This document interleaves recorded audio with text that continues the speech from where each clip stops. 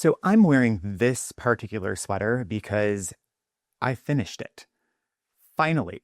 It only took 8 years, and 8 years is really not a knitting timeline. It's more of a geological era.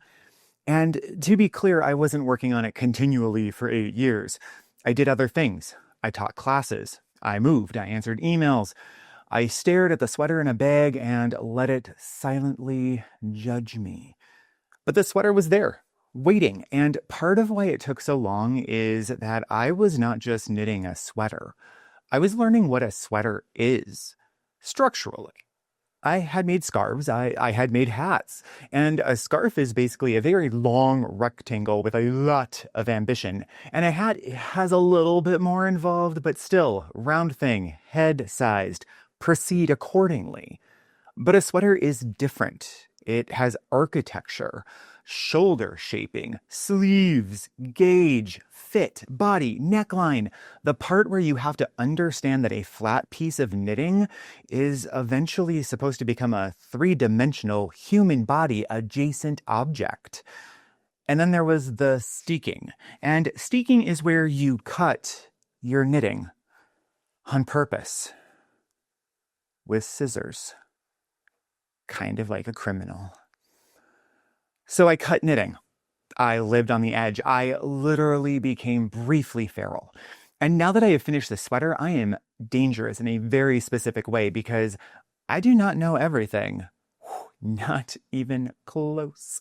But I know enough about structure to start thinking differently about the next sweater.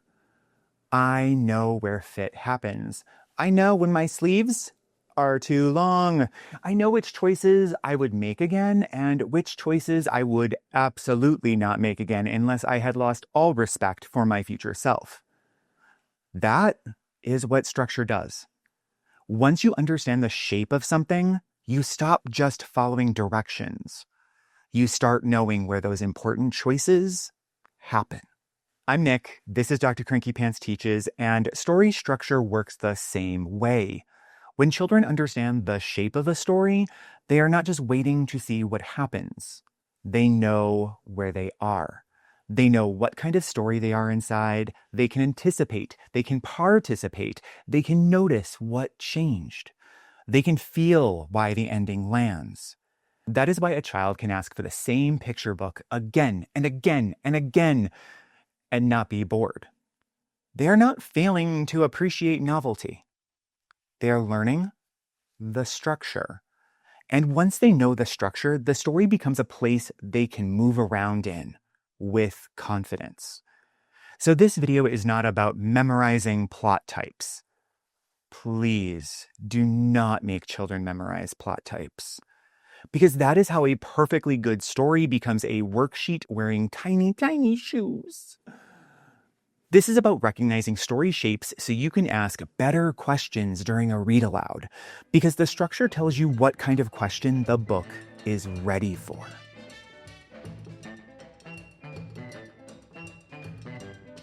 Some stories are like a road. A character has a problem, then they try something. That attempt creates a new situation, and the story keeps moving forward until something changes. That is a linear structure.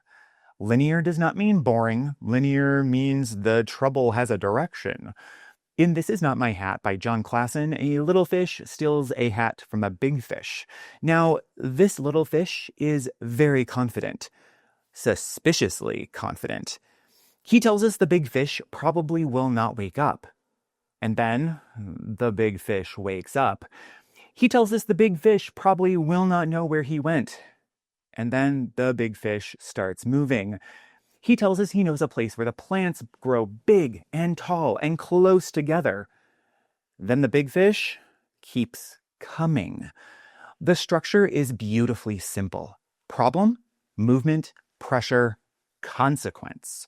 The little fish thinks he's narrating his escape, but the structure is really carrying us toward the moment when the escape stops working.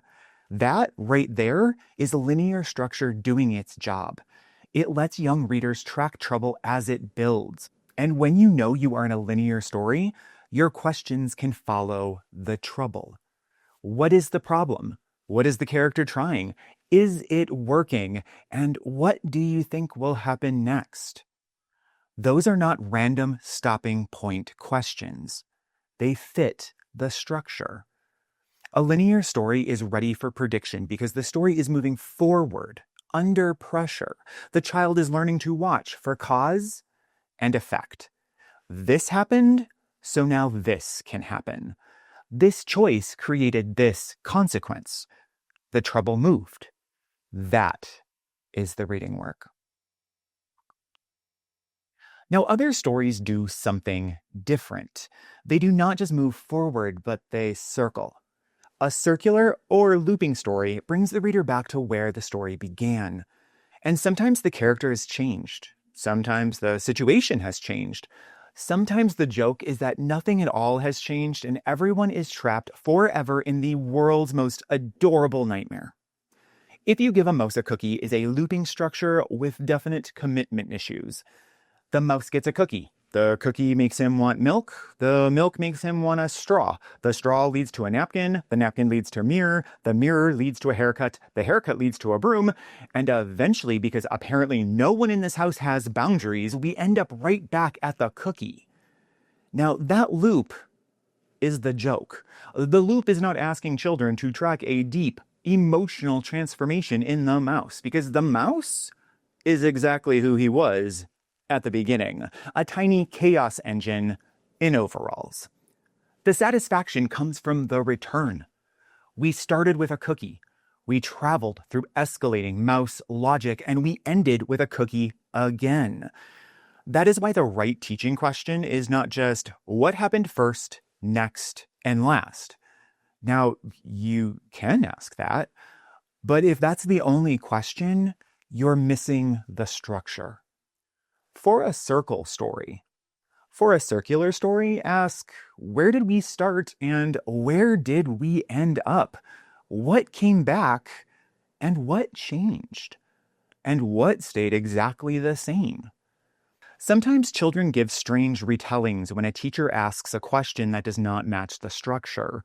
A circular story is not going to retell cleanly as a straight line. It loops. So show children the loop. Open to the beginning, open to the end, and let them compare. Same place, same object, same joke, different feeling? The structure tells you what kind of thinking the book is asking for. In a circular story, the return is where the reading happens. Some structures are satisfying because children can feel them building. That is a cumulative structure. A cumulative story stacks. One thing gets added, then another, and the story starts to build a pattern so clear that children can run ahead of the words. That is not children being annoying. That is children becoming readers. The Very Hungry Caterpillar is a cumulative structure most children understand in their bones. On Monday, 1 apple. On Tuesday, 2 pears. On Wednesday, 3 plums. The pattern grows. The days move forward. The food increases, and the child starts to know what kind of page is coming. And by the time the caterpillar eats through a frankly chaotic Saturday menu, the reader is already inside the structure. They are waiting for what gets added next. Cumulative structure gives children something to hold onto while the story grows. And that is especially powerful for young readers because participation can come before full independence with print. A child may not be able to decode every word yet, but they can feel pattern. They can say the repeated part. They can predict the next item. They can notice when the pattern changes. And that, right there, is reading confidence. Not the fake kind where we clap because a child has survived a worksheet. The real kind, the kind where a child feels, I know how this works. So with a cumulative story, the teacher move is simple. What keeps getting added? What's the pattern? What do you think comes next? And how do you know? And that last question is the important one. How did you know? Because the child now has to point back to that structure. They're not guessing, They're reading the pattern. Journey structures use movement to make change visible. A character leaves, they go somewhere, they encounter something, and returns differently. Not every journey story is about a literal long trip. Sometimes the journey is across the city, sometimes across the house, sometimes into the imagination. Sometimes into the land of wild things, where the monsters are deeply committed to eye contact and not one of them has been introduced to dental care. Where the wild things are is a classic journey. Max is angry, he is sent to his room, the room becomes a forest, the forest becomes an ocean, and the ocean carries him to the place where the wild things are. He becomes their king, he makes the wild rumpus happen, and then he chooses to return. The journey matters because Max cannot understand home in the same way until he has left it. The book moves him through a wild place, so readers can see something change inside of him. At the beginning, Max wants power.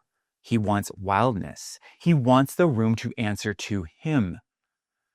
And by the end, he wants to be where someone loves him best of all. The journey gives that change a shape. So when you are teaching a journey story, do not only ask, where did the character go? That is the map. You need the meaning. So instead ask, why did the character leave? What did they meet or what did they face? What changed while they were gone? How are they different when they return? Because those questions fit the structure.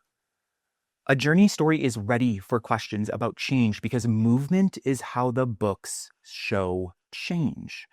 The outside movement helps children see the inside movement. That, again, is the reading work. And then there are stories that do not feel like an outside narrator telling us what happened from far away. They feel like someone inside the story is writing it down. That is the shared structure behind diary and letter stories. Both forms aren't the same, but they're doing related work. Both give the reader a record. Both make voice matter immediately. Both organize the story in chunks rather than one smooth stream, and both invite the same question first. Who is writing this, and why are they writing now? And that question is important because once a story is shaped like a diary or a letter, the writing has a situation. A diary entry usually says, I need to record what happened today. And a letter usually says, I need someone else to know this. That difference changes how the story moves. So let's start with diary structure.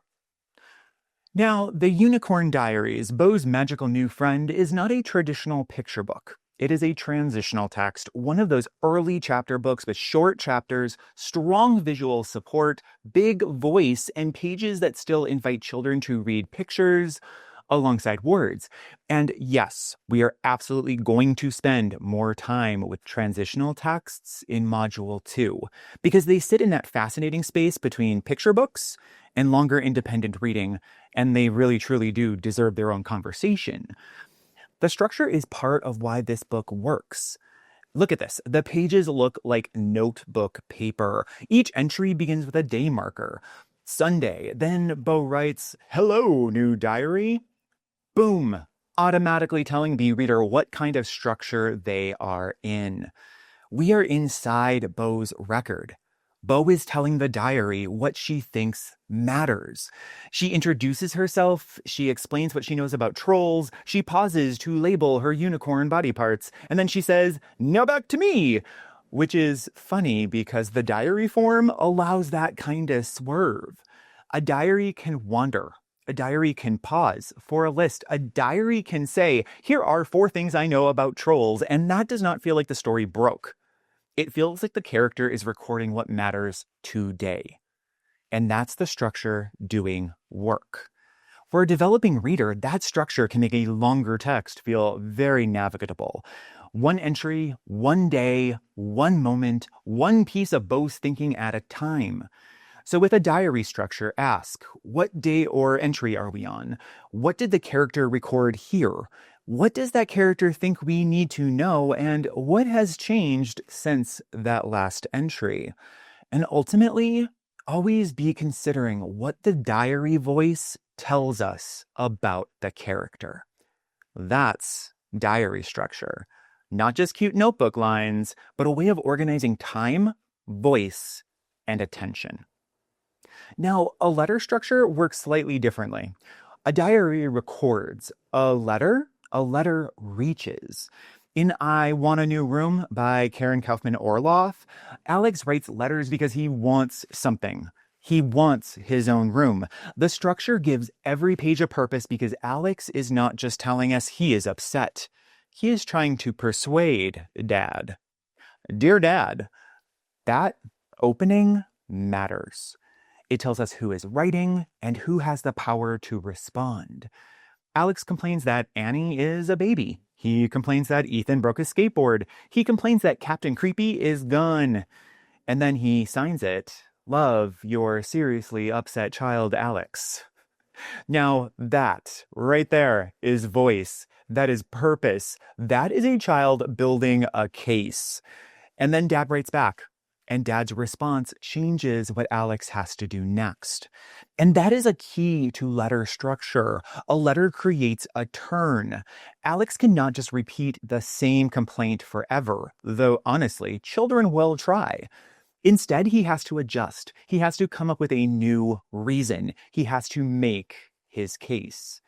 And that is how the plot moves. Not through a narrator saying, "Then Alex tried again," through communication. So, with a letter story, ask, who is writing? Who are they writing to? What do they want? How does the response change what happens next? What does the next letter have to do with the first? What does the next letter have to do that the first one did not? That is a real structure question. The form is not decoration. The form is the plot engine. So let's bring this back to teaching, because your job is not to make children memorize 5 structure labels: linear, circular, cumulative, journey, diary, and letters. These labels are useful, but they are not the point. The point is that each structure asks readers to do different work. A linear story asks children to track trouble moving forward. A circular story asks children to notice return. A cumulative story asks children to join the pattern, while a journey story asks children to track change through movement. A diary or letter story is going to ask children to notice who is writing from inside the story, why they are writing now, and how that record shapes what the reader gets next. That is why structure matters for read-alouds. It tells you what question the book is ready for. If you ask every book the same question, you'll just flatten the reading. What happened first, next, and last is not evil, but it has its place. But it is not the only place. Sometimes the better question is, what came back? What got added?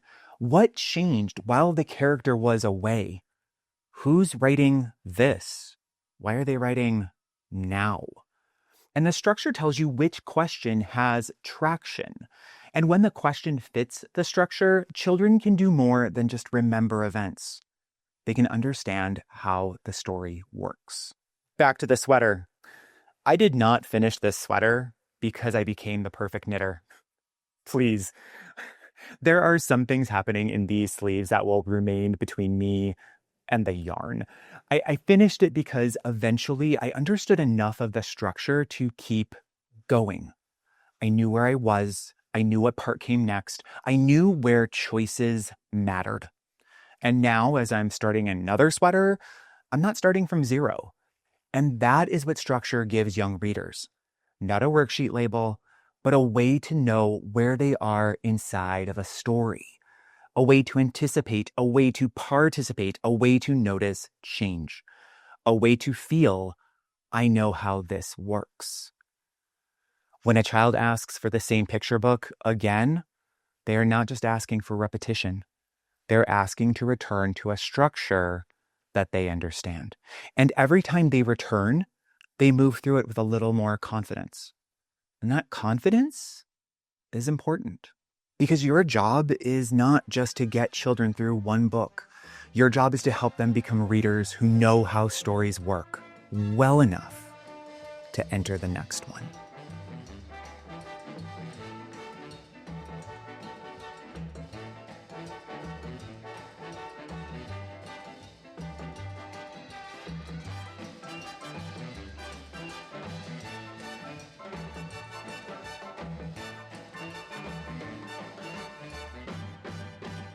Ooh, this sweater is warm.